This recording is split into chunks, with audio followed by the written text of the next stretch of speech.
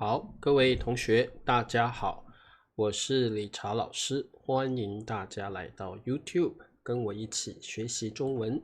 今天是2026年的3月26号，今天是星期四，我们来学习新 HSK 第5集的词汇。好，来听老师的直播课，记得帮我点赞，支持老师的工作。你也可以成为我的 YouTube 会员，1个月只要1杯咖啡钱就可以支持我了。好，欢迎大家。那这个我看到了 Alexander 艾云 Hardwin， 欢迎你们。好，那今天呢，我们来学习2个单词。好，请跟我念一遍：顾问，顾问。好，第2个词汇怪。怪，好，怪这个字有非常多的意思，有动词的意思，有副词的意思，也有形容词的意思。今天我们来学习怪动词的意思哦。好，我们先来看第1个词，顾问。什么叫顾问呢？就是这个人的专业知识很丰富，所以他可以为你提供建议，还有专业指导的人。一般来讲顾问会在公司里面，公司可能有一些法律问题，那么他要请一位法律顾问。如果公司遇到了一些法律的问题，可以询问他。法律顾问会提供专业的法律建议，法律的一些专业的知识。那么我们做一些判断的时候就不会犯错，所以公司会邀请顾问，或者一个团体里面会邀请顾问。如果你遇到了一些专业的问题，你不懂的，你可以问他，顾问会提供建议，好，提供你一些解决的方法，还有提供一些专业的指导，他会告诉你怎么做 ，instruction 会告诉你怎么做，而且他的意见是专业的，不是随便说的，是专业的。Hello Morning Peace 林子，欢迎裴静、佩霞，还有 Henny， 欢迎春娇、秀珍。好，那么各位同学，现在你知道顾问的意思之后，想一想，如果你有经营一家公司，你们公司有没有请法律顾问呢？有没有请一些某一种领域的顾问所以这个顾问其实在一家公司里面是非常重要的角色。Hello Charles， 好，他担任法律顾问多年，经验非常丰富。好，担任通常呢你会担任一个职务serve as a position， 你会担任一个职务或者一份工作所以担任后面一般会加你工作的名称好，他在这家学校担任教务主任。好，那这个他在这家公司担任总经理，所以担任后面会加上一个职务的名称Hello Bridge， Hello 雅玲，欢迎宋平，欢迎。好，那么法律顾问他会提供你专业的法律建议。如果你遇到了法律的问题，你不懂的话，你就可以问这个顾问好，多年就是很多年这个多年我们学过了，对不对？它可以当形容词，也可以当副词，在这里是当副词。他担任法律顾问很多年了好，我们中文有一个搭配很常见叫经验丰富。如果呢你在某一个领域里工作了很多年，或者你有专业的知识很多年了，那么你的经验应该会非常丰富。有人谈了很多次恋爱，那么他恋爱的经验非常丰富。理查老师教了很多年的中文，我教中文的经验非常丰富。好，所以各位同学，你们如果是一位花花公子，可能你谈恋爱的经验非常丰富 OK， 好，是吗？我不晓得。好 OK， 好的，那经验丰富当然是一件很好的事情，对不对表示你在某一方面你有专业的知识跟经验秀珍说他的公司有请一些专业的财务顾问。好，秀珍，会提供你一些财务建议的顾问，我们可以叫财务顾问。财务顾问他会提供你一些怎么样赚钱，或者怎么样算账会比较划算的方式哦。好 ，Hello 慧君，欢迎。对，财务顾问。好，那老师再教你们另外一个词哦，叫首席顾问。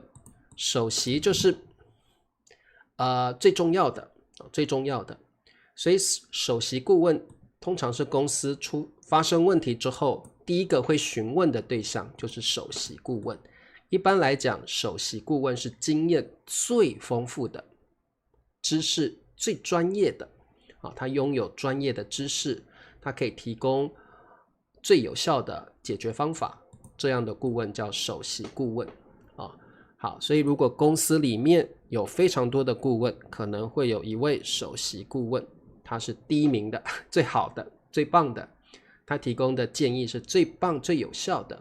好，那当然大公司才会有首席顾问，大公司才会请首席顾问，他非常资深，所以被公司顾问聘首席为。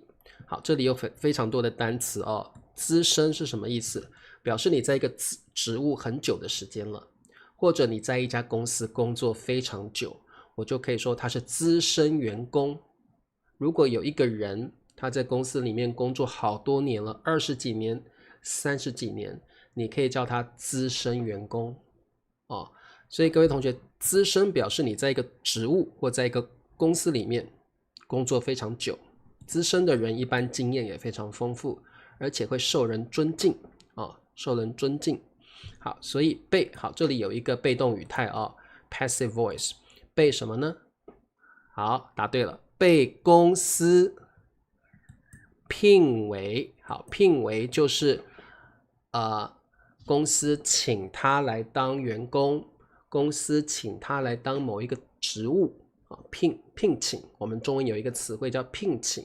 聘请一般来讲是一种比较礼貌的说法比较礼貌的说法。聘为，如果公司聘请你的话，那可能你有专业知识，公司愿意聘请你好，聘请为首席顾问，所以聘为就是聘请为这是一种比较礼貌的说法。一般是这个员工或这个顾问的知识很专业，公司必须要用你，所以他会聘请你。一般你用聘，公司也会给你比较多一点的薪水，比较多一点的薪水聘就是像英文的 hire us， 但是是一种比较礼貌、比较客气的说法。而且呢，一般来说，公司聘用你会出比较多的钱来聘用你我觉得比较像英文的雇用但是雇用就没有聘用那么好听了聘用一般来讲，我觉得是一个非常非常礼貌的表达好，通常你有专业知识，公司才会聘用你好，我们往下看。好，我们的管理顾问方案非常多，有建设性，提出了。好，我们刚刚学到蛮多顾问的这里又多了一个管理顾问。管理就像 management我们经营一家公司一定要有良好的管理，所以如果有顾问能够提供你专业的管理建议，那不是一件很好的事吗？所以我们必须要聘用管理顾问，他会告诉你怎么管理公司才是最好的方法所以我们会需要管理顾问给我们建议好，方案就是 like plans 方案就是给你 idea， 给你 plan 好，建设性是很棒的字建设性我们加个有变成形容词有建设性的，这一整个词汇叫形容词 constructive， 建设性的，有建设性的 constructive。好，提出 offer 提出present offer。我们的管理顾问很好，我们这里有一个主语，我们加上动词，提出了非常多有建设性的方案。答对了，很厉害。我们的管理顾问提出了非常多有建设性的方案。好，这里有一个很重要的形容词有建设性的，一定要加个有有建设性的 constructive。好，没问题吧？好，建设性的，我们应该加个有了才会是形容词有建设性的，我们的管理顾问提出了非常多有建设性的方案好，没问题。好的，我们看下面广告时间，请帮老师点赞、订阅、开启小铃铛，每个月$2，请老师喝咖啡，成为我的会员。好，那各位同学，我们继续看下一个单词怪。这里的怪是动词，怪有非常多的意思。老师先告诉你们，怪可以当形容词，那就是奇怪的。老师在下一次 episode 会教你们怎么使用形容词跟副词那怪当形容词呢，就像 weird or strange 就是奇怪的意思，怪就是奇怪，当形容词也可以当副词怪可以加一个形容词，副词加形容词，怪可以加形容词。那我们下一次再教。今天我们教的是动词，就像英文的 to blame。那老师教你们另外一个词汇叫做责怪，就是 blame。口语中用怪就可以了所以我们责怪可以用怪就可以了好，责怪比较正式一点，怪就是口语中会用的 to blame。好，所以你们都记起来，其实就是责怪的意思把责任 responsibility 或过错 mistake 丢到别人身上，本来是你的错，你怪到别人身上好，或者不一定是你的错啦，可能就是一件错误，你把它丢到别人身上，是他的问题，不是我的问题所以怪的意思就是把问题、把责任说是对方必须处理的，是对方的错那我们就会用怪这个字。过错、错误这是他的过错，可以，过错跟错误的意思差不多。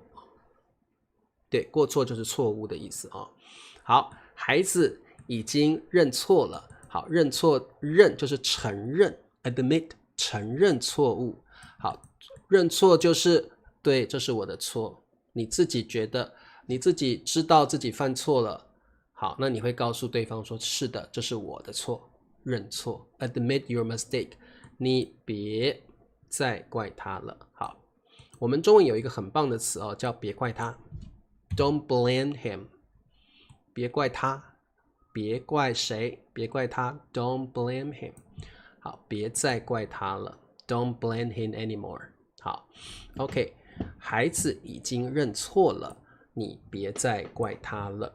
好，一般来讲在一个家庭里面，爸爸呢，如果小孩犯错呢，爸爸就会很凶，对不对？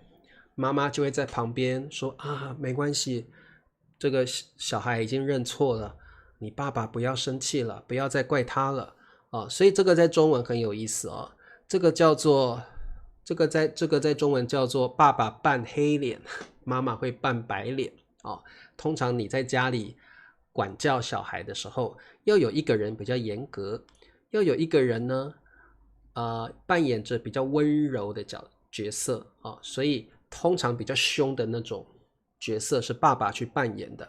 我们可以说爸爸扮黑脸，比较凶的角色。那妈妈呢，要安慰小孩，要温柔，所以妈妈扮的是白脸所以一般在家里管教小孩的时候，我们中文会说扮黑脸，扮白脸